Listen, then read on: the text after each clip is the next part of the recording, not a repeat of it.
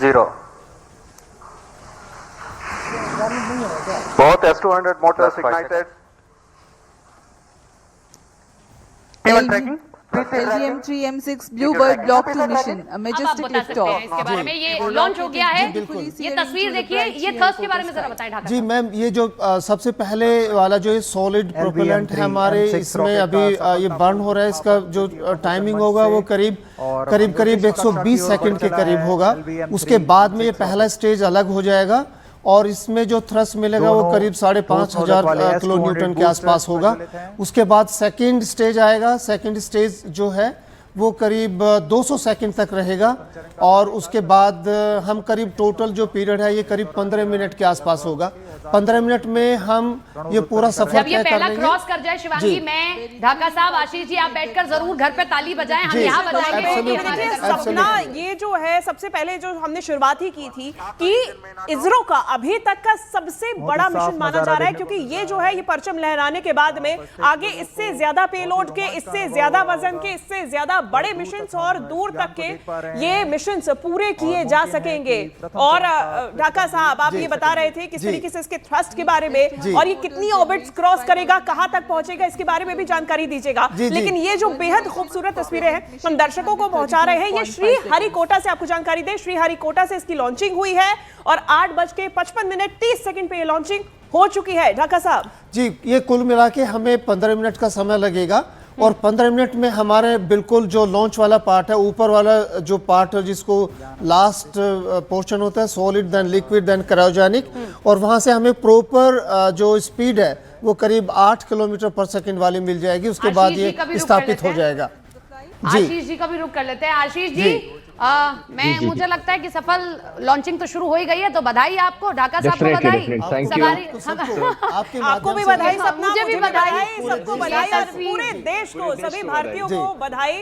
और ये जो तस्वीर सामने आई है, ये देखिए, ये स्पेस स्टेशन की भी आप तस्वीर देख रहे हैं और पूरी तरीके से मॉनिटरिंग की जा रही है। आशीष जी, ये जो क्रस्ट के बाहर जब ये पूरा लॉन्चिंग के बाद में पहुंचेगा, ये ब्लूबर्ड ब्लॉक 2 इसका नाम रखा गया है, सैटेलाइट लॉन्च किया गया है। अब आप बताइएगा आशीष जी। अभी मैं इसके बारे में बता दूं, ब्लूबर्ड 2 जो है ये आपकी 6ठी सैटेलाइट से शुरू हो रहा है और पहले 1 से 5 सैटेलाइट ब्लूबर्ड 1 में चले गए थे, ब्लॉक 1 में।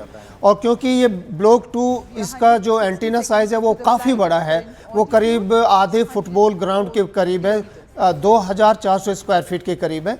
और एंटीना बड़ा होने का मतलब है कि आप ज़्यादा से ज़्यादा जो डेटा है वो ट्रांसफ़र कर सकते हैं और ज़्यादा से ज़्यादा लोगों को स्पेस सैटेलाइट के द्वारा कनेक्ट कर सकते हैं मोबाइल टेक्नोलॉजी के द्वारा। तस्वीर आई थी, वो जो साइड के वो होते हैं वो हट चुके हैं, तो ये एक सफलता एक मिल गई, हासिल हो गया। पहला हमारा हो गया, सेकंड स्टेज पे ये चला गया जो लिक्विड प्रोपल्सन पार्ट है और वो करीब 200 सेकंड तक चलेगा। उसमें करीब हमें करीब 3 से 4 तस्वीर है, इसमें दिख रहा है कि जी, जो जी, साइड के वो हैं वो हट चुके हैं। अभी हमारा जो समय है वो करीब 2 मिनट से ज्यादा हो गया, तो आपका second stage burning time already शुरू हो चुका है। अच्छा, ये कितने मिनट्स में, जिस क्योंकि हमने अभी डिस्कस किया था आशीष जी हमें बता रहे थे कि शायद 35,000 किलोमीटर तक दूरी पर हमें ये पहुंचाना है, तो ये कितनी देर का ये मिशन रहेगा? मैं लौटूंगी ढाका साहब आपके पास। आशीष जी हमारे साथ लगातार बने हुए हैं। आशीष जी, कितनी देर में ये कितने पूरा जो स्पेस टाइम रहेगा, ये फ्लाइंग टाइम रहेगा, ये कितनी देर का हम ऑब्जर्व करेंगे? ये 14 से 15 मिनट में आपको ये पूरा ऑर्बिट में आपको प्लेस कर देगा अपने सैटेलाइट को। तो आप इमेजिन कीजिए कि मतलब हम 14 से 15 मिनट में जनरली हम एज अ नॉर्मल इंसान हम बहुत ज्यादा दूर नहीं जा पाते हैं, राइट? आप चाहे ट्रेन का इस्तेमाल कर लें, चाहे आप बस का इस्तेमाल कर लें, बट इमेजिन कीजिए आप 500-600 kilometre, 700 kilometre with in 15 minute में आप पहुंच रहे हैं। ये कितनी बड़ी टेक्नोलॉजी है ये, राइट? सो रॉकेट इसीलिए इतने ज्यादा पावरफुल होते हैं। एंड अगर आपने देखा होगा कि फर्स्ट स्टेज में वो जो साइड के जो बूस्टर्स थे वो सेपरेट हुए।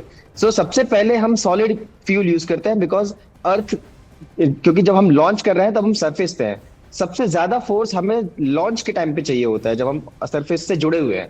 तो इसीलिए सबसे पहले सॉलिड फ्यूल का यूज होता है और उसके बाद फिर उनका जब 120 सेकंड तक वो इग्निशन होता है, ऊपर जब जाएंगे तब उसके बाद फिर वो फर्स्ट स्टेज आपका सेपरेट होता है। क्रायोजेनिक पे हम ये पहुंच गए, ट्रैक हो जो रहा है। C25 आप देख रहे हैं, ये आपका लिक्विड ऑक्सीजन और लिक्विड हाइड्रोजन जो क्रायोजेनिक पार्ट है वहाँ पे बर्निंग शुरू हो चुकी है और उसके बाद में जो इसका थ्रस्ट है वो करीब करीब 1/3 जो टोटल हमें चाहिए ग्राउंड पे उसके मुकाबले 1/3 के करीब आपकी स्पीड यहाँ पे प्रॉपर स्पीड हमें मिल जाएगी जो 8 किलोमीटर पर सेकंड के करीब होगी। When we will get to know कि ये सक्सेसफुली एकदम मिशन setup कामयाब हो गया है 15 मिनट के आसपास में हमें टोटल जो स्पीड है वो हम अचीव कर लेंगे। कितनी देर? और करीब 15 मिनट 15 टोटल लॉन्चिंग के बाद। लॉन्च से टोटल, क्योंकि लास्ट वाला करीब 600 सेकंड के आसपास है जो बड़ा लंबा पीरियड है, लास्ट वाला क्रायोजेनिक वाला वो आप थोड़ा एक लंबा बार रहे चलता हैं है। यहाँ पर, आपने अभी हमें ऑफ कैमरा बताया था, अपना अनुभव साझा कर रहे थे। कैसा मोमेंट होता है? Full of emotions. ये बहुत एक्साइटमेंट है और सब लोग हाँ। अपने हाथों को क्रॉस फिंगर और उसको सबके रोंगटे खड़े रहते हम हैं लोग उस भी टाइम कर के लेते हैं क्रॉस फिंगर्स, हम विश्वास करते हुए कि हाँ जरूर होगा। एब्सोल्युटली। ढाका साहब, आपसे ये समझना चाहेंगे कि कितने स्टेजेस रहेंगे? 3 स्टेजेस आप बता रहे हैं कि पहले सॉलिड, लिक्विड, देन कोरोजेनिक, और ये साधारण अगर भाषा में, जो कि सपना भी बार बार करिए, हमारे दर्शक समझ जाएं कि भाई साधारण भाषा में अगर हम कहें कि ये जो पूरा मिशन है, आप कह रहे हैं 15 मिनट में हमें समझ में आ जाएगा कितना कामयाब हो रहा है। रिस्क फैक्टर्स क्या है? कहाँ पे अभी भी डर बना हुआ है? वो क्रॉस फिंगर्स कौन कौन से पॉइंट पे अभी भी करने की जरूरत है? जो सबसे ज्यादा इंपॉर्टेंट है जो क्योंकि ये बहुत हैवी सैटेलाइट है, जैसे मैंने आपको बताया 6100 किलोग्राम का है, बहुत हैवी। अब तक जो हमारा जो मिशन है लॉन्च व्हीकल, जो ये M3 जिसको हम बाहुबली बोलते हैं रॉकेट, इसने करीब 4400 किलोग्राम के आसपास के सैटेलाइट लॉन्च किए हैं। तो जैसे जैसे इसका वेट बढ़ रहा है तो हमारे चैलेंज भी बढ़ते जा रहे हैं। नेचुरली हम जैसे शुरू में मैंने आपको कहा था कि 8000 किलोग्राम तक के ये सक्षम है, इवन 10,000 तक का ये सक्षम है। तो ये पहला सबसे हैवी, और अब तक का जो ब्लू बर्ड सैटेलाइट है उनके पास भी ये सबसे हैवी सैटेलाइट है जो लॉन्च होने वाला है, और इसकी कैपेबिलिटी बहुत ज़्यादा है। ये पूरी दुनिया के काफ़ी लंबे चौड़े एरिया को जो सैटेलाइट, जो सेलुलर नेटवर्किंग है उसकी सुविधा प्रदान करेगा। जो इसका कारण मैं आपको अभी बात कर रहा था कि जो एंटीना पार्ट है वो एंटीना इसका काफ़ी बड़ा है। ये तो अभी आशीष जी, अगर आप भी वहाँ से स्क्रीन देख पा रहे हो हमारी, और इसरो की जो स्क्रीन है वो जरा देख के बताएं। अभी मैं देख पा रही थी कि जो येलो वाली डॉट है वो रेड से थोड़ा सा पीछे थी, अभी आगे बढ़ गई, तो क्या मतलब हम ट्रैक करके आगे बढ़ रहे हैं आशीष जी? जी, बेसिकली वो हमारा चरण, यस, हम सक्सेसफुली आगे बढ़ रहे हैं। वो चरण हमारा पूरा हो चुका है, तो अभी नेक्स्ट स्टेज हमारा स्टार्ट हो चुका है, जो हमारा क्रायोजेनिक वाला पार्ट था। ये क्या है? ये ग्राफ बताएं जरा, ये वाला ग्राफ जो अभी देख रहे हैं आप। तो ये बेसिकली आपको ये बताता है कि आपके जो वेलोसिटी, आपकी जो स्पीड है बेसिकली वो टाइम के साथ कैसे वेरी कर रही है। अच्छा। मतलब इस टाइम पे कितनी वेलोसिटी है, इस टाइम पे कितनी वेलोसिटी, वो पूरी ट्रैक होती जाती है आपके एज पर द एल्गोरिथम। और क्या पैरामीटर है कि ये सही चलेगा, ये ऐसा होना चाहिए, एक बार ये बता दें। सो बेसिकली हमको पता है कि अगर हम धरती से इस क्या नाम है इस हाइट पे जाएंगे तो हमारी ये स्पीड होगी। अच्छा। उस हाइट और थोड़ा ऊपर जाएंगे तो ये स्पीड होगी। तो वो हमको स्पीड ऑलरेडी हमारी कैलकुलेटेड है।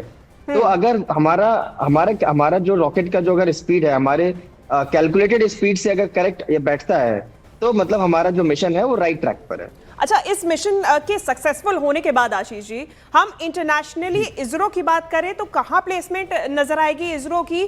किस तो तरीके के पहले- मिशंस हम आगे और पूरे कर पाएंगे, और भारत के लिए इसके क्या मायने?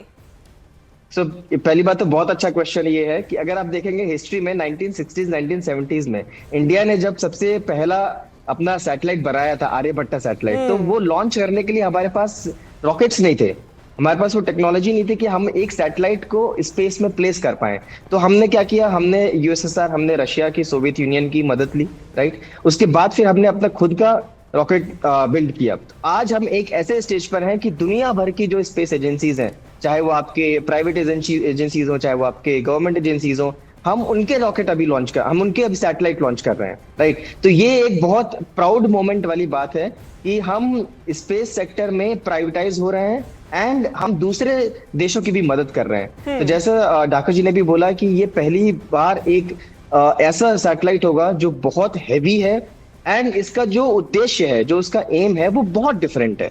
जनरली हम सैटेलाइट लॉन्च करते हैं अपना वेदर मॉनिटरिंग के लिए, हम सैटेलाइट लॉन्च करते हैं किसानों के लिए, हम सैटेलाइट लॉन्च करते हैं एजुकेशन के लिए। ये एक ऐसा सैटेलाइट होगा जो कि आपके मोबाइल नेटवर्क को प्रोवाइड करेगा। आज तक क्या होता था कि हम अभी भी जो मोबाइल जैसे हम यूज कर रहे हैं, नेटवर्क यूज कर रहे हैं, मैं आपसे जुड़ पा रहा हूँ, मैं बाकी लोगों से जुड़ पा रहा हूँ, ये हमारे टावर्स के थ्रू हो रहा है, ये हमारे एयरटेल सर्वर्स के थ्रू हो रहा है, राइट, हमारे जियो सर्वर्स के थ्रू हो रहा है। बट आज इस सैटेलाइट के लॉन्च होने के बाद मैं कहीं भी जाऊं, चाहे मैं ट्रेन में रहूं, या फिर चाहे मैं डेजर्ट में जाऊं, चाहे मैं आपका जंगल एरिया में जाऊं, वहां पे भी मुझे वो कनेक्टिविटी मिल पाएगी, वहां पे भी वो मुझे सुविधा मिल पाएगी। तो ये एक बहुत बड़ा स्टेप है कम्युनिकेशन फील्ड में, एक बहुत बड़ा बिल्कुल स्टेप एक है समय होता था इलेक्ट्रॉनिक्स इंजीनियरिंग सपना फील्ड कि में। कई बार हम देखते थे कि आधे लोग अपना मोबाइल अपने सर के ऊपर हाथ से पकड़े हुए हैं और टावर की खोज कर रहे हैं कि नेटवर्क नहीं आ रहा है, सिग्नल नहीं आ रहा है। ढाका जी, यानी कि जी, जी, सिंपल बिल्कुल, भाषा में बिल्कुल। हम समझे जी। तो अब जो है आपको अपना मोबाइल लेके जगह जगह तलाशने की जरूरत नहीं कि भाई नेटवर्क कहाँ आ रहा है, 1 डंडी 2 डंडी कि 5 डंडी पूरी आ रही है कि नहीं आ रही है। इसके बाद में ये बदल जाएगा, आप कहीं पे होंगे आपका नेटवर्क जरूर होगा। और कितने सर्विस प्रोवाइडर से इसके लिए बात की गई है, किस तरीके से इस पूरे मिशन के सक्सेसफुल होने के बाद में ये काम पूरा होगा? ढाका जी। जी बिल्कुल, बिल्कुल। ये करीब 50 जो ऑपरेटर्स हैं उनके साथ में इनका 50 सर्विस already- प्रोवाइडर्स, जी। जो सर्विस प्रोवाइडर है उनसे इनकी बात हो चुकी है। और क्योंकि जैसे आप सवाल पूछ रहे थे अभी और आशीष जी से मैं सुन पा रहा हूँ आपको, पूरी दुनिया में भारत इसरो एक बहुत बड़ा मार्केट बन के खड़ा हुआ है। और अभी तक हम करीब 430 सैटेलाइट छोड़ चुके हैं, करीब 33 कंट्रीज़ के। तो इतना बड़ा मार्केट और बहुत सस्ता लॉन्च होता है हमारा, और जो बाहर का करीब इससे कई गुना फालतू लॉन्च होता है। अगर हम इसको अमेरिका से लॉन्च करें या जो यूरोपियन एजेंसी है वहाँ से अगर हम लॉन्च करें, उनके मुकाबले में हम काफ़ी सस्ते हैं। मतलब हमारा जो मार्स मिशन था या चंद्रयान था उसका जो रेट था वो करीब 9-10 रुपये पर किलोमीटर के हिसाब से आया था। वही है जो हमारा ऑटो वाला उससे भी सस्ता है। तो इतना सस्ता लॉन्च सिस्टम इसरो ने हमें प्रोवाइड किया है, तो हम रियली बहुत मतलब प्राउड फील करते हैं। इतना जो टेक्नोलॉजिकल एडवांसमेंट है और उसका जो डेमोन्स्ट्रेशन है वो आप साक्षात देख रहे हैं। बिल्कुल। और देखिए ये लॉन्च लगभग अब पूरा ही होने वाला है, करीबन 3 से 4 मिनट में ये जो पूरा मिशन है, ये जो ऑर्बिट में हमें प्लेस करना है, कवर करने के बाद में उसकी तस्वीरें सामने आएंगी। आशीष जी, आपसे समझना चाहेंगे, अभी तक 33 ऐसे कमर्शियल प्रोजेक्ट्स इसरो पूरा कर चुका है 33 कंट्रीज के लिए। तो अब अगर देखा जाए तो ये जो लॉन्च हुआ है, ये लॉन्च अमेरिका के लिए किया गया इसरो स्पेस स्टेशन से, कितनी बड़ी सफलता? आशीष जी सॉरी, वापस से कुछ रिपीट करेंगे? जी जी, कितनी बड़ी सफलता, क्योंकि इसके पहले 33 देशों के लिए ये लॉन्च किया जा चुका है। ये भी एक कमर्शियल लॉन्च ही है। कमर्शियल लॉन्च के क्या मायने हैं? इसरो स्पेस स्टेशन से अमेरिका के लिए ये जो लॉन्च किया गया है, इसके क्या मायने, कितनी बड़ी सफलता? तो अगर आप अमेरिका में पहले से ही अभी भी मतलब वहां पे नेटवर्क कनेक्टिविटी और internet connectivity already Elon Musk के जो सैटेलाइट्स हैं, ओके, स्टारलिंक वगैरह, वो ऑलरेडी प्रोवाइड कर रहे हैं, राइट। ये एक ऐसा सैटेलाइट होगा जो आपके ब्रॉडबैंड को प्रोवाइड, आपके सेलुलर ब्रॉडबैंड को प्रोवाइड करेगा। एंड ये इसके सैटेलाइट लॉन्च होने के, सक्सेसफुल होने के बाद सारे देश को, सारी दुनिया को ये पता चलेगा कि ये भी एक जरिया है आपके ब्रॉडबैंड नेटवर्क को लोगों तक पहुंचाने का। तो बिल्कुल, ये सक्सेसफुल होने के बाद बाकी कंट्रीज भी हमारे पास आएंगी, वो चाहे फिर आपकी जापान हो, आपको मार्केट में प्लेस करने का, कमर्शियल लॉन्चेस के लिए भी ये एक बहुत इंपॉर्टेंट मिशन है। बहुत शुक्रिया आशीष कुमार जी हमारे साथ जुड़ने के लिए, एसके ढाका साहब हमारे साथ जुड़ने के लिए। हमारे दर्शकों को आसानी से जो बाहुबली मिशन है, एक बड़ी सफलता है भारत के लिए, इसरो के लिए, उसके मायने बताने के लिए बहुत शुक्रिया आप दोनों का ही।